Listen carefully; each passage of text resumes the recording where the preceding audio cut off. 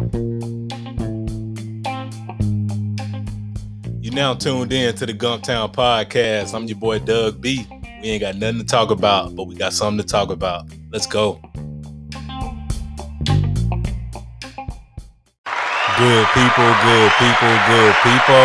Welcome back to the Gumptown Podcast, episode 96. I'm your boy Doug B. If you tuned in to this podcast, thank you for your time and your attention. I really appreciate you giving this podcast a shot. Today's guest is the author of Dating Potential. I'm looking forward to this conversation. I'm sure we'll all be inspired by her story. Let's chop it up with Selah.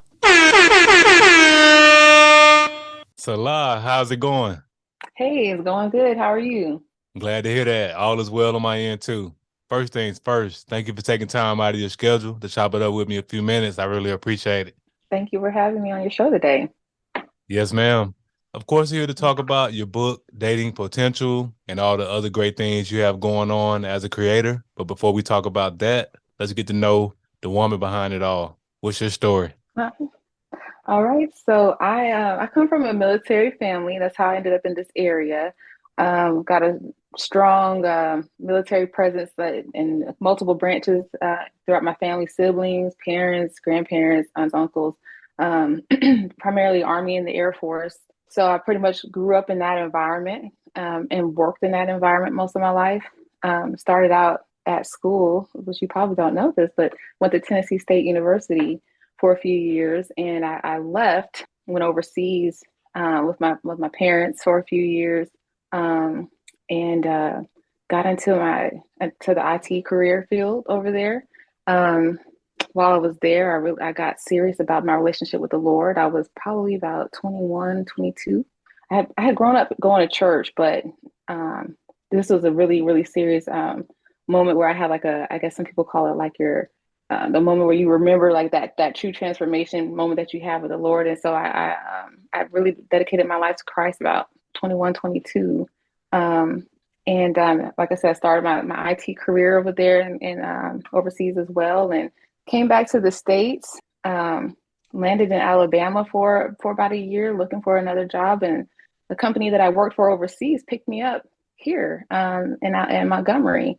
And so that's how I kind of landed at Gunter Annex. And then also I finished school at Troy. So kind of started in Nashville and ended up here in Montgomery. So as far as my education and then my career, leading into my career. So that's how I ended up here in Montgomery. Yes, ma'am. And that's a great story. So you come from a military family, did a lot of moving around. So you pretty much got accustomed to meeting new friends, making new friends, adjusting to new places. So what would you say the most memorable place your parents were deployed that you remember living at? I'm probably going to say Panama, in Central America. And it's silly, but it's only because when I was little, so it's by the equator. So it's really hot. It's like 24/7. 365 is hot year round. And I remember when I was a child, I got a kiddie pool for Christmas. And I just thought that was so unusual because I didn't know kids could get a pool for Christmas, because usually, you're used to snow or cold weather. But I was, wearing bathing suits in the backyard in a little kiddie pool. But I really enjoyed Panama, the Panamanian food, the culture, shopping, the beaches. I just had a really, really cool experience as a little girl in a foreign country. And so that might have been the moment that opened my eyes to international food and culture and people but that was probably one of the most memorable, probably the top two places outside the country that I lived and that I enjoyed. Nice. Got a chance to live in Panama, got a chance to be around that culture and just in the midst of that. So I'm glad you cleared it up, because initially when you said Panama, my little small brain started thinking about Panama City, but Panama the country. So but hey, that's the importance of having conversations with people who travel the world, well traveled, and I know the military gave you and your parents an opportunity to travel. So Panama sounds like a beautiful place. And I'll give you a pass on that, because living in Alabama, Panama City is very close. So when people say Panama, they are referring to Panama City. So you get a pass on that one. Yes, ma'am. I appreciate it. Yes, ma'am. So fast forward to school. So you said you attended Tennessee State, HBCU. What was that Mhm. HBCU experience like for you? Oh, it was really cool. It was actually eye-opening. I'm so embarrassed saying that, but it was because I was not used to being in a predominantly Black institutions, even Mhm. schools growing up because of the military, right? You're always in like around a lot, so much diversity. And Mhm. so I enjoyed it. It was definitely not what I was expecting, or I didn't have an expectation at all, going into it. So I did enjoy that. I played in the band for a little while. I did enjoy that experience.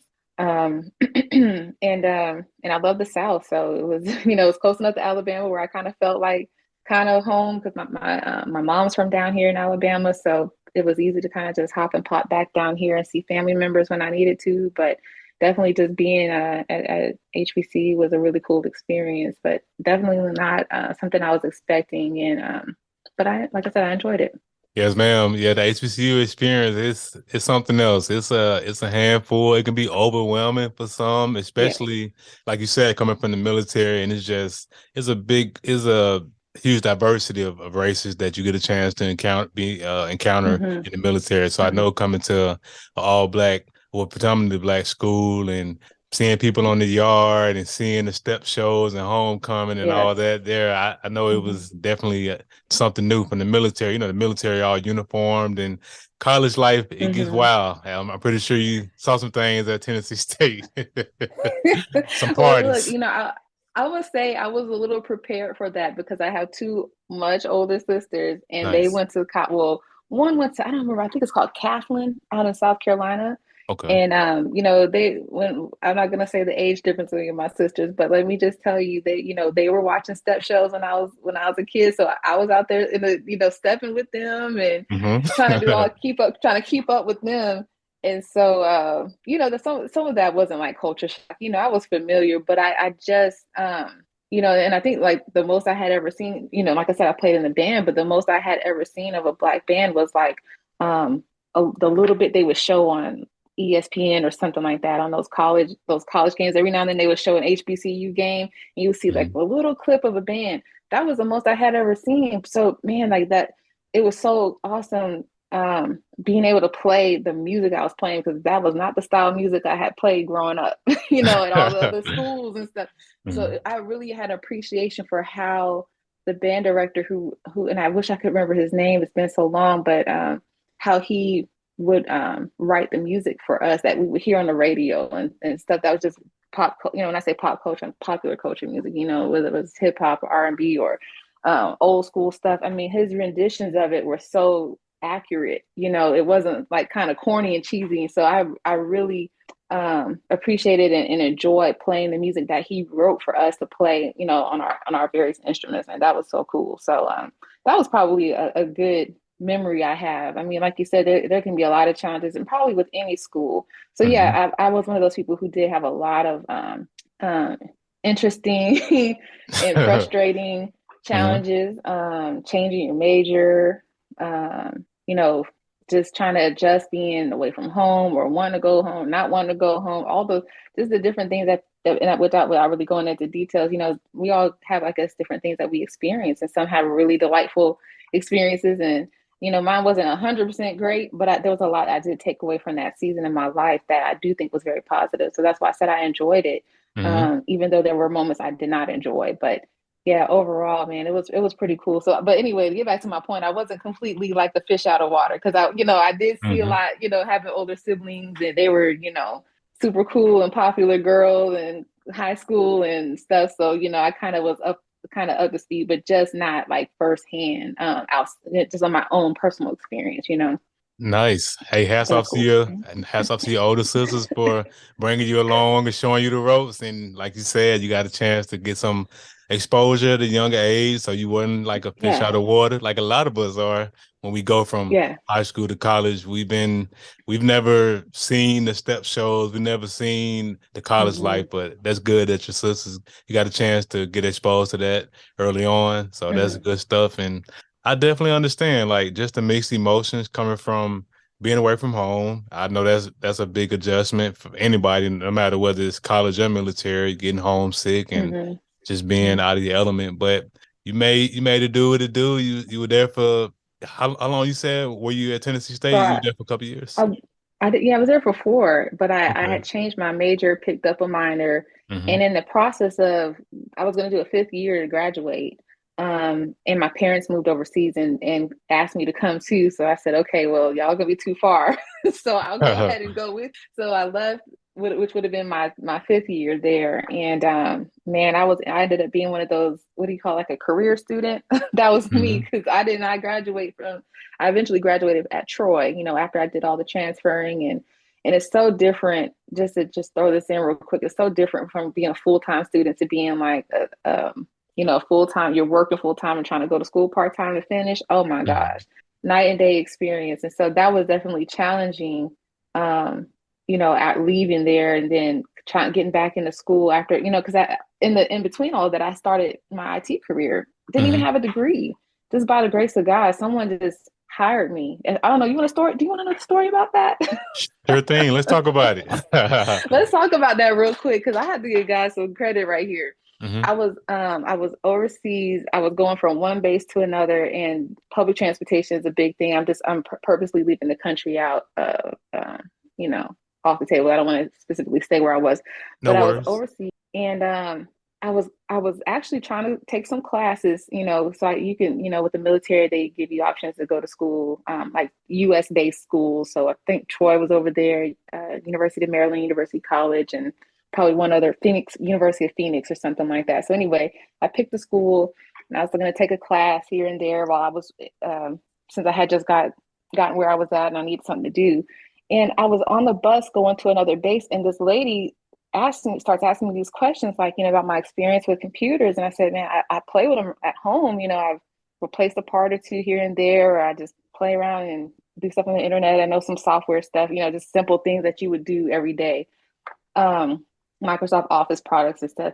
And so she gives me this application and she told me to apply for this job. And I'm like, man, I have no real experience. Like, I am not IT smart. I'm smart, but I don't have a brain for IT. That's what I'm thinking to myself. Hmm. So I was surprised. It was working with General Dynamics, and I just didn't want to apply. I guess I was kind of nervous or kind of maybe down on myself, thinking I wasn't good enough for the position, and kind of confused about why she was asking me to apply. Hmm. And so 2 days later, I'm on the same bus, the bus at the same time, and she's on the bus again. And the first thing I say is, "I'm gonna apply. I'm gonna apply." Just like this conviction came over me, Hmm. and that is how I got hired. That is how I got into the IT field. I had no degree, no significant IT experience, and I started working, supporting what we call the digital training facility, where military students would come, and civilians too would come. They can they would host courses, Hmm. anywhere from a day to, several weeks. Sometimes those courses were just there locally, and they would have instructors, and sometimes they were distance learning courses. So they would have instructors back in the States at other military installations instructing in long distance. And so my job was to manage the facility with one other person. We would, clean the computers, do simple um, troubleshooting if it was necessary, um, keeping them clean, simple maintenance, keeping the classrooms clean, scheduling classes, briefing people that came to the base and letting them know that we were there, we were available, just trying to get business so people could know that they could come there if they needed to. And that was like my first foot into the field, and then putting that on my resume just opened the door for just every other job on top of that. So that is how I got into IT, ladies and gentlemen. I had no degree, no experience, but it was God ordained. And that lady just hired me on the bus, offered me a job on the bus. So it was awesome. Yes, ma'am. That's a great story. And to be honest with you, sometimes it's just your season to win. And like you said, you had Mm-hmm. no experience and that didn't matter. She saw something in you. And then Yes. the fact that you saw her a second time, it was almost like confirmation, almost like God was Mm-hmm. saying, hey, be obedient. And you were. You went ahead and applied and everything worked out for you. That's an amazing story. And to be honest with you, I don't find that unusual. It's just sometimes you just meet the right people at the right time. And Mm-hmm. that was a situation where things fell in line and you got in, did the job, did a great job because you were able to, like you said, you moved from overseas back over to the States and the same company picked you up. So clearly you were doing your job, exceeding expectations. So let's talk about your IT career as a whole. What was something you enjoyed about it, and what were some challenges in your IT career that you didn't necessarily enjoy about? I think there's a couple of challenges. Not knowing what, and this might be a trivial challenge, but not knowing which aspect of IT I wanted to work in Hmm. because it's so broad and there's so many directions you can go. And so that was very difficult for me because this was not a career field I chose, coming in. But I decided to ride the wave when I once I got on the wave. So I did not know which aspect of IT I wanted to work in. And so part of, kind of time back in school, I wanted to initially, before going to Tennessee State, I wanted to study forensics. So now I'm in this IT career field. Now, I wasn't studying forensics at Tennessee State. That wasn't an option. That's what I wanted to do at UAB, but I didn't go to UAB. So fast forward, I'm in this IT career field, and then I find out about computer forensics. I'm like, oh, that sounds cool. I can tie together what I'm doing, working here at Gunner, support at a help desk, and then also maybe kind of changing my criminal justice, kind of getting into computer forensics, I guess, kind of shifting from criminal justice into computer forensics. And I did that briefly, and I just did not. I was like, I can't do this for a living. I didn't like what I was studying. I didn't like, what the career field was about and the challenges that come with it. Hmm. And so, that was a disappointment because I kind of thought, oh, maybe I can get into this, and this may be a direction I go. And so it was always kind of hard trying to figure out the next step or the next direction and how to go there, how to get to that next place in your career. There were a lot of things I knew people were doing that was super cool and very lucrative, but I just didn't have a desire, for software engineering or, Right. yeah, I mean, just there's just some areas I was like, I don't want to touch that. So, it's just trying to figure out what exactly I wanted to do, maybe more so long term instead of Hmm. for just like the couple of years at a time. I was switching jobs and doing something new. I didn't want to keep doing that. And maybe you have to, maybe that's part of how you grow. But and that time I just wanted to find something I can just find and be good at for a longer period of time because and let me just tie this back to my military life. When you're moving around so much, Hmm. every 2 3 years, you sometimes like you do want to find a time. There's a point in your life where you do want to settle down. Hmm. You do want to have something that's more stable or that's more long term. And I think that that's what I was looking for. So being a contractor, government contractor, and you have a job, you lose a job, because the contract ends or they don't renew or all these challenges, or you're trying to find the next thing, or you want to make more money, so you got to move up. That was difficult for me. It's not IT itself that's the problem. It's just the journey of finding what you desire to do and how do you get there. That was probably something that I didn't enjoy as much. But what I did enjoy on the lowest level of in my IT journey, because I worked in different aspects of IT over the years, I enjoyed service desk work. That might sound so simple, but I Hmm. love people. I love people, and I love serving people. So because I enjoy that just in my everyday life and other areas, it kind of seems fitting that I actually enjoyed that when it came to my career field. So troubleshooting, just basic things, talking to people, teaching them how to do some things that they could, on their own, so they don't have to call back. I enjoyed that, Hmm. So, I did do a lot more challenging things over the years, and working for the government, not only just as a contractor, but as a civilian, and leading teams and managing people and training and cyber working in cyber. There's a lot of other things I did, but I think just the most simplistic time for me, and the most enjoyable time was working with people, the people directly, the ones in the military, the ones we were there to serve in our way, as computer technicians. I enjoyed that. Yes, ma'am. And you hit the nail on the head just in terms of not being able to really identify a specialty, which route you want to Hmm. go in your IT career, especially working in the government contracting. And to your point, every couple of years you going from sysadmin to network admin to cyber, and you Hmm. never really Hmm. never really find your niche. And every time you think you Hmm. have your niche, to your point, the contract is up or the contract.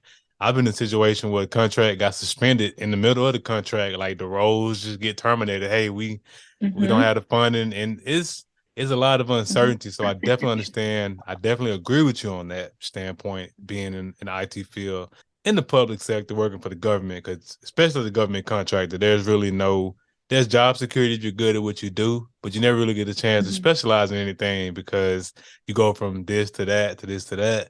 And Right.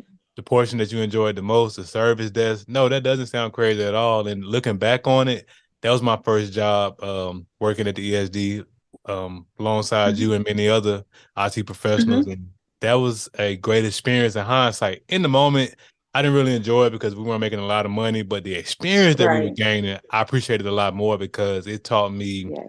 just those soft skills, being able to communicate effectively with a customer, being able to gather Hmm. all their information and solve their problems. So I definitely can Yes. understand how the service desk was your favorite part of IT. So let's talk Hmm. about just in terms of you pivoting out of IT into being an author. What led up to that? Like what sparked the idea to even get into this literary space that you're in now? I cannot remember where I was when this thought came to me, but I do specifically remember and hearing from the Lord on this. And I can't tell you if it was an audible voice, and I know people sometimes say that it's an audible voice, a dream, this and that. It definitely wasn't a dream. I was awake and I heard Mm-hmm. this. I heard the name dating potential. This was probably 2014. This is an old book idea concept that came to me, and I didn't move quickly on it. Mm-hmm. But I don't, like I said, I don't remember where I was, but I remember hearing that. And so over the years, like I said, I specifically mentioned the moment where I had my true conversion. That's the actual phrase I meant to use. A mentor of mine had mentioned to me your true conversion experience, or that moment that you really became, begin to follow Christ and devoting your life to God. Mm-hmm. That was at 21, 22 age frame. From that point up until just a couple of years ago before I got married, um, I really began to date differently than before 21. Mm-hmm. It was a lot differently. And I'm not saying I won't say it was a lot different because it wasn't based on any spiritual convictions. There wasn't any out of reverence for the Lord Mm-hmm. I just was trying to figure it out. I mean, I have a lot of divorce in my family, people doing this, doing that, all these different crazy ideas. So I just tried to date the best way I could because my ultimate goal had always been marriage from a younger age, but I didn't really know how to go about it in a way that honored God. So I'm going to tie this into the point where I had this idea. Mm-hmm. Um, at that age, after I started to date differently, and I really wasn't dating much at all. Even though I desired to, I really didn't have a lot of relationships with guys or interact with them like literally some people say boyfriend and girlfriend. I didn't have titles, and I also wasn't going out on dates. All of that just really shifted for me, and I spent a lot of time improving, like just working on myself. I mean, and letting God unpack and deal with a lot of the stuff, the baggage that was in my life. And so as that was happening, my views were changing. I was growing. I was becoming a better person, a better woman, a stronger believer. And I get to this moment where God speaks to me, dating potential. And I'm like, man, he showed me that a lot of times people date the potential of a person and not the reality of who they are. So Mm-hmm. not only was I looking at reflecting on myself, I was reflecting in all that space of time I was single on other singles in around us. We're in our our work environments and ministries I had been a part of, and watching things on TV. And I realized a lot of times when we had struggles, we would hope and wish that what we saw in another person would come to fruition, and so we would date them because of that. Mm-hmm. And a lot of times, how I had this picture in my mind of, you have like your guy and your girl next to you, Sean and Jane standing side by side, but Sean is really connected to the potential in Jane that he sees. He's really not dating her, he's dating the potential of her. So potential goes from being an adjective to a person, to a noun. So you're dating potential. You're not dating Jane, you're dating potential, and Mm. vice versa. And so I saw that a lot, like with my peers, like, man, we date the potential. Not in every situation, but that was just the topic and the concept that God was showing me in that moment. Like we date potential. And there were times I could reflect back and see that for myself. Not many times. I wasn't like a big dater and had a ton of boyfriends or anything, but there were those moments that, I recall seeing potential in someone and thinking, oh, he could be blank, fill in the blank, some great person in some area of his life that I had identified. And God asked me this question. He said, well, what happens if they don't change? you Mm. know, and then and then we get in those situations few months down the road, few years down the road, we're frustrated because we're like, man, I thought this person was going to start working or, be the president or, some whatever it is that you're looking at that you see in that person, you think that they're going to become that and they don't. And so now you're upset, but you should really be upset at yourself because you're dating their potential. You were never dating them because you have to be realistic and say, can I really be with this person for who they are right now in front of me? And can I stay with them? Mm. Can I be with them? Can I stay with them? If they don't change, is this all right?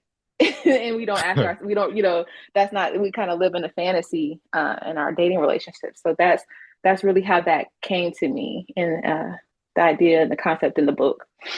Okay, nice. So you had your own spiritual awakening. You had to make some changes in your life. You had to make, like you said, you had to date differently. You had to just make some changes. You had to improve yourself.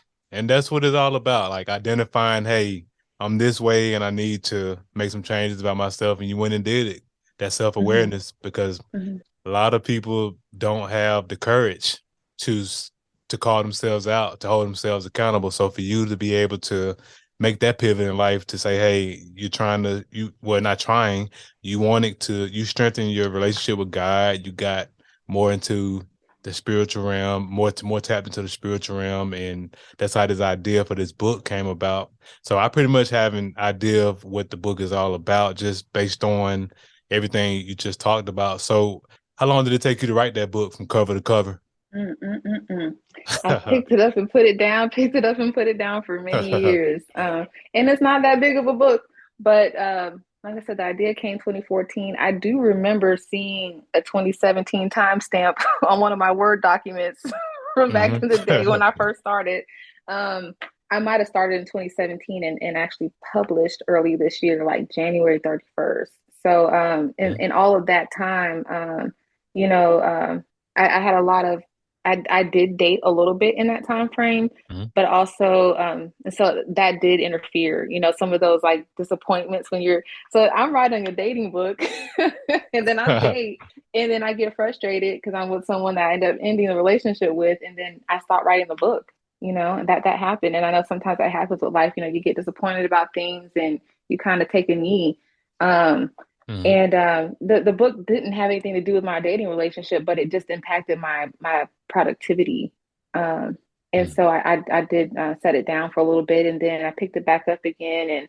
And so, like I said, I think I ended up I finished writing it well, maybe last year or the year before. I know I Hmm. kind of came back to it and cleaned it up last year and had some people read it, and then I sent it to publishing. But the framework was complete leading up to last summer. But I Hmm. picked it back up again, cleaned it up. Like I said, had some edits done, sent it to publishing, and it finished. It was finished publishing this year.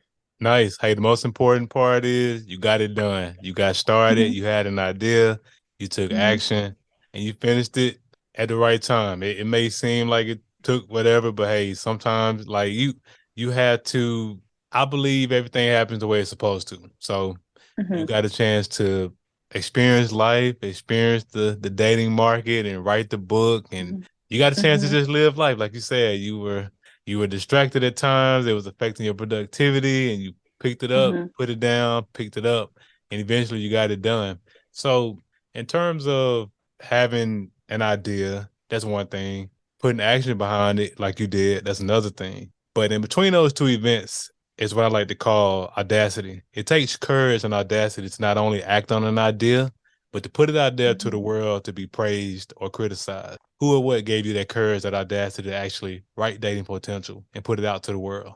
As I mentioned, God was the one who gave me the idea, and He's the one who gave me the audacity. That it Nice. does take, like you said, it takes a lot of boldness, and in our society today, especially with this cancel culture, and so many people having opinions and views and everything. It's hard to really kind of mentally prepare yourself like for that. Like you have to. Right. I see a lot of people that are out here doing awesome things in social media world. Like I'm talking about like you Christian YouTubers or just YouTubers in general, or just influencers and stuff, and just seeing the sometimes the pushback they get. That is something that you have to know that if you have a call, you're called to do something, you can't let that prevent you, from stepping out, because it could Mhm. it could deter you. It can discourage you. And I hate seeing what other people go through, whether they make mistakes or not, or people just don't agree with what they're talking about or with what their product is. And it could be a harmless thing, but Mhm. it's just people. There's so many views, and people are so empowered to really share their opinion all the time. Maybe Right. sometimes when it's not necessary, but my audacity comes from God. There are a group of people who need to hear this word. Right. Whether it's from me speaking it, which I desire to do, but most importantly from the written format right now. And that's what's prepared for people. That's what's prepared for singles. That's what's prepared for those who are connected to singles who want to share it. I've had some married people read it and told me that they got some nuggets from it, even though it Mhm. wasn't for like specifically targeted for them. They still value the data that was in the content and the nuggets and the wisdom and the scriptures that are in the book. So Mhm. it's valuable for them. But I desire to help people. I'm tired of seeing singles, going through what they go through. I've been Mhm. there. I'm not saying that I'm like I've crossed the finish line of life because I'm married now. Mhm. But it's still, because we're still different. We're different people, and we're having to navigate those, marriage together. So there's even things still that you have to kind of um understand and maneuver in this side, in this space, in this side of things. But for singles, I have a strong desire to help singles, especially because I was single. To me, it felt like a long time because I had desired Mhm. marriage for so long. So the way that God showed me that, and just seeing all of my friends, what they were going through because of the choices they were making, seeing what these crazy shows are out here, people are doing, the extent that people will go through for love. Mhm. There's nothing wrong with wanting love and wanting to be in relationships, wanting to be married, but it's like people are so desperate for it, and they'll just try something new, and sometimes that something new just is not healthy for them, and ends up being, you get scrutinized by the media because you do it all on national television. But I just, oh man, those people, they're like, they have a place in my heart too. And Mhm. so the people really motivate me. God gave me that ordinance to do it, but it's like my burning desire is for the people, like seeing them hurting, seeing them going through these crazy dating relationships and experiences. It's like, man, I gotta touch people. I got to Mhm. reach out and just speak to them or share with them, or like shake them a little bit, just grab them and Right. shake them and say, listen, we know better. We know better. And that's what this book is. It's so simple. It's like one of those things where you're like, I did know this, Mhm. but sometimes like just talking about it or hearing somebody else talk about it, getting in spaces where you can dialogue, or just reading it, it's like, what, I like, but just hearing it again, it just wakes something up in you and kind of empowers you to like make better decisions. And so, man, that's where that audacity comes from for me.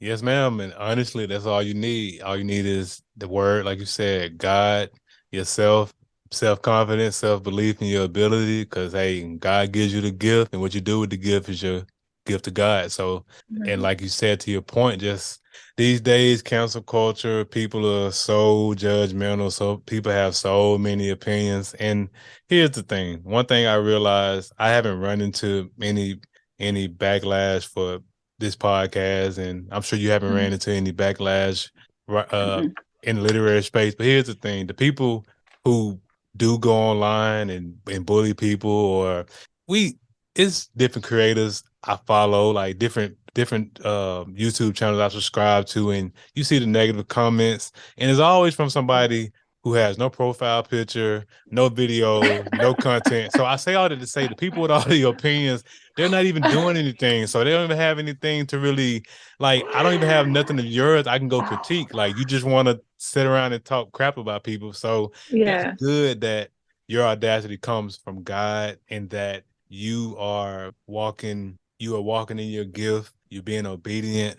And I really want to pivot into just in terms of your transition out of tech into doing this full time as a Mhm. as an author as well as your ministry. So were your coworkers supportive of you transitioning out of tech, or did you not tell them what you had going on? I'll plead the fifth. No, Okay, no worries. no, it's okay. It's one of those things for me where, and I'm starting to share more now. But when you know how sometimes you got to go underground when you're doing Right. things.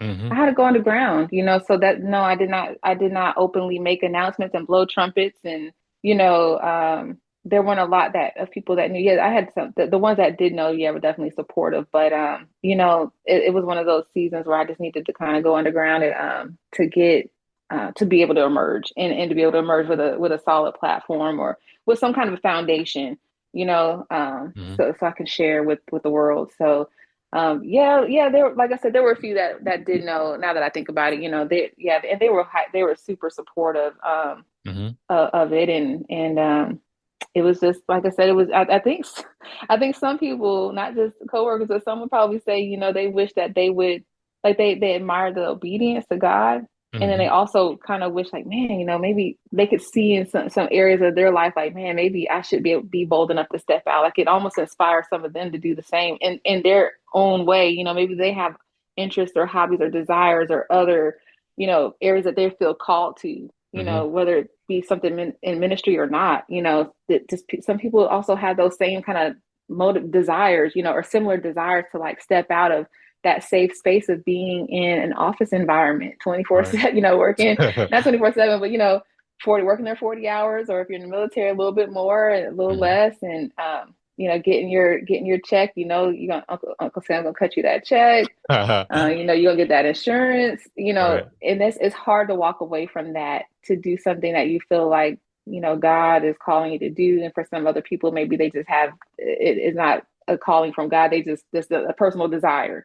Either way, it is definitely a challenge to do. And I think there was some admiration in the encouragement, like, man, that's awesome that you're doing that. And almost like, man, I wish I could do that. Maybe Right. I should think about it now, Right.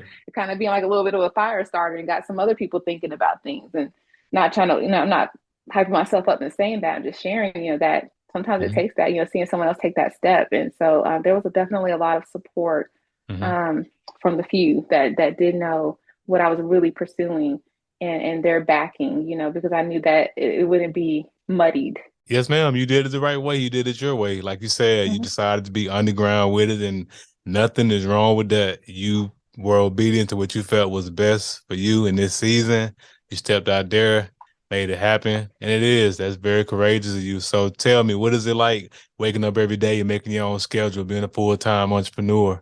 I love it. I sleep better because I'm less stressed out about, some of the things I was stressed about. Definitely my sleep pattern has changed, and that's a little personal, but it was a necessary move for that purpose. It was definitely a big pivot, definitely, and a challenging one considering how long and how much time I had invested in my career.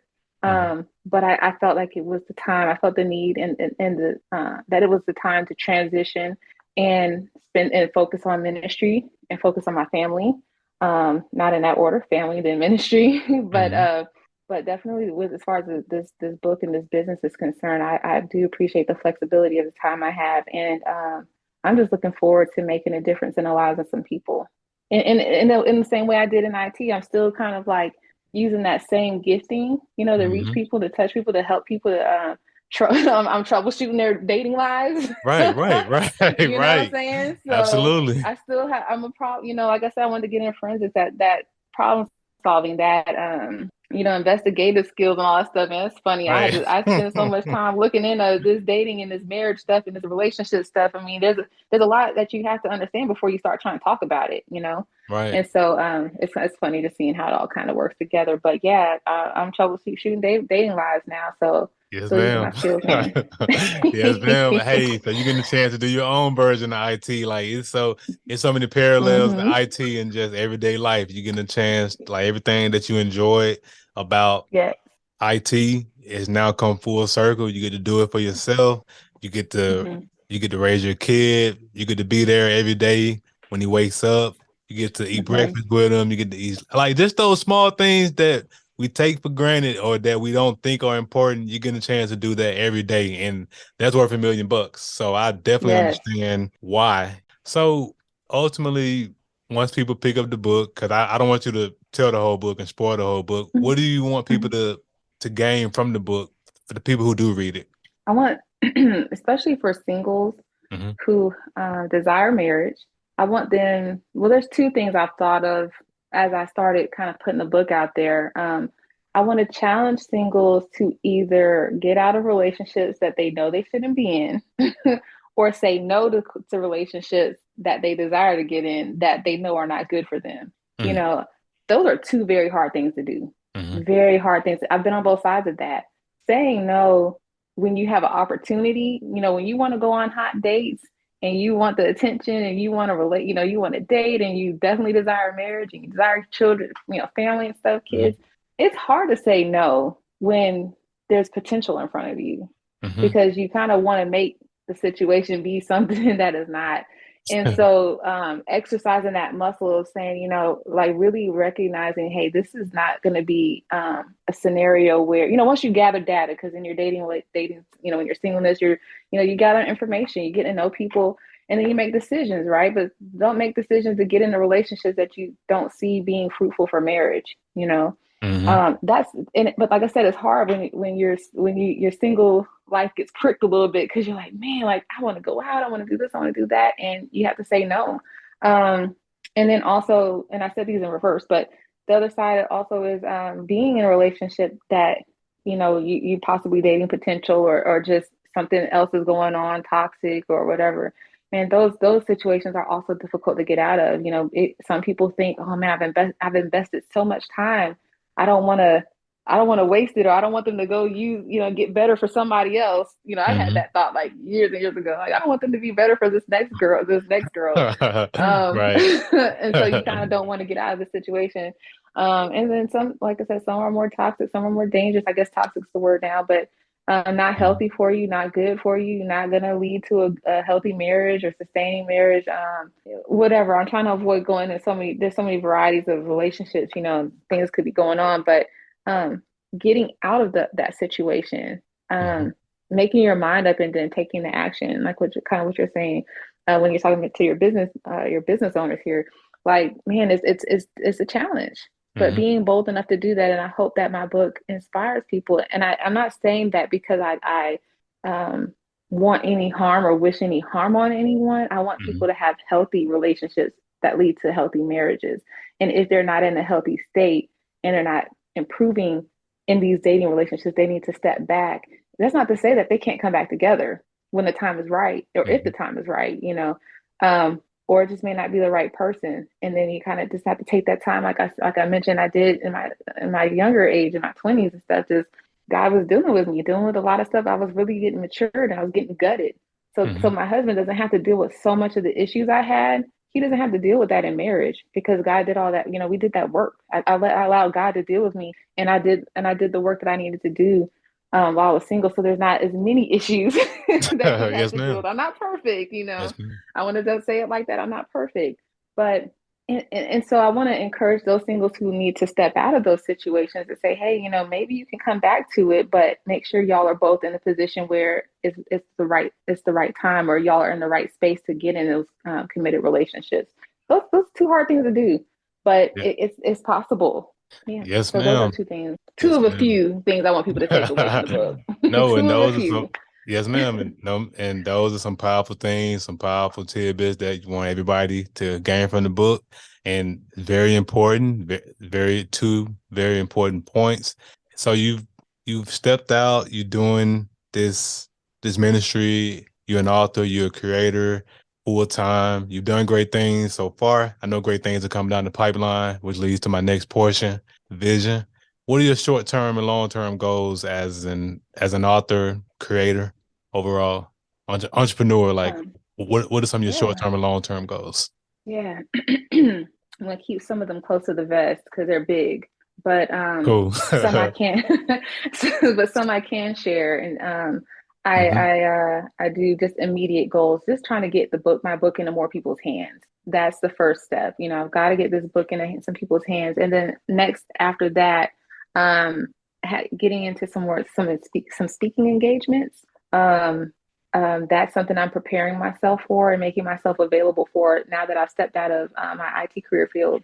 I'm available now to travel and to share and to get in some circles with some singles. I mean, I'm not talking about young singles. I'm talking about grown ones and young ones, all ages. If you're not married and you desire to, just get in some have some conversations about this topic, that's who I'm Hmm. targeting. All of us have different experiences at different levels of life, different stages of life as singles. And so I think this book is a springboard for those conversations. That's why, like I said, the book is not robust. And I can't talk about every single thing in the book, but we can talk about it when we get together. And those are the kind of conversations I've been enjoying since I've had the book in some people's hands, just being able to talk about what they're pulling out of it. And then they're able to share their experiences and we're able to like kind of go back and forth. I love that. And I find that to be rewarding for me and fruitful for just the dialogue for others. So um, I'm looking forward to doing some speaking engagements, and that's all I'll share for now. I'll save some for later. Yes, Yeah. ma'am. Sounds good. Those are Hmm. some great goals, and I have no doubt you'll make all your goals come to fruition, big and small. Yes, sir. Yes, ma'am. So as we wrap up the podcast, I want to ask $1 million question. I started this podcast because I wanted to highlight the greatness connected to Montgomery, whether you were born here or lived here for a significant period of your life, be it college, military, or your career. You being here in Montgomery, working in IT, and still residing in the area. I want to ask you, what do you appreciate the most about the Gump? I'm going to use your word. You use the word audacity. As I listen to your Hmm. podcast, as I watch the people in the community, Hmm. we have such an audacity to make Montgomery better than what it is. Hmm. Being a person that's not from Montgomery, I've heard so much negative talk about the city, but there are people who want to make it better. And so people are making it better by doing podcasts like yours, highlighting the positive things that are going on in the community, the people that are starting businesses and creators and innovators. I love the Christian community. There's like a group, I think the group is called One Montgomery, um, or Our Montgomery, excuse me. I think it's called Our Montgomery. I hope I'm shouting them out right. They do a prayer walk once a month. So instead of like just complaining, and I'm talking about from a Christian standpoint, complaining, about issues going on, people, they're like going out in communities and praying, walking the communities and praying for those communities, praying for the people, praying for the kids, praying for the school systems, praying for the businesses, praying for the leaders. I love that. They have the audacity to step out and do that, to do something about it, not sit back and watch, not sit back and complain. So as much as we do see a lot of transitioning with businesses, there are always a lot of people stepping out and starting new things, trying to make the city great for families. Hmm. Make it an interesting place for families, kids to do, have something to do instead of having to go to Atlanta and Panama City. Yes. Right. It's like, hey, there's something to do here. Trying to make it Mhm. more enticing and more interesting. I'm just enjoying seeing more activities. I don't know if I just was missing it over the years or if it seems like there's an influx of things going on and Mhm. improvements going on. And that's awesome to me. I'm excited about that. And I'm happy to be a part of it. Yes, ma'am. Powerful stuff. So how can people connect with you, Salah? What are your social media handles? Yeah, I'll give you my Instagram. And I want to explain what the name stands for real quick. So Selah, you can find it in the Book of Psalms. Hmm. It stands for I've got two definitions. I run with voluntary and intentional pause for reflection, or also pause, ponder, and pray. So when people read my content, I hope that they will do that. That's what you do, and it's like a musical pause. I guess that's some context you read. That's what it is in the Book of Psalms, but or musical direction, excuse me, in the Book of Psalms. But pause, ponder, and pray, and voluntary and intentional pause for reflection. That's the definition of Selah. So I said that to say this. My Instagram handle is VIP, the number four, reflection underscore SELAH.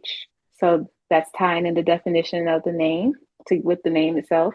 And then also, I actually will have a link there on my Instagram page to um, my book and blog website. I post on my blog twice a month. And then also, if you would like to email me, I can be contacted at VIP for reflection at gmail.com. Yes, ma'am. And of course, I'll put all of the information in the description of the episode. Hey, Salah, thanks again for the conversation. I really appreciate you. I enjoyed it. Thank you for having me. Yes, ma'am.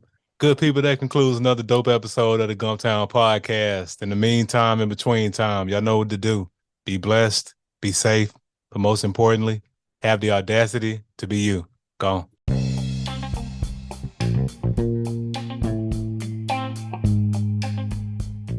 Thanks again for tuning in. I appreciate your time and your attention. Until next time.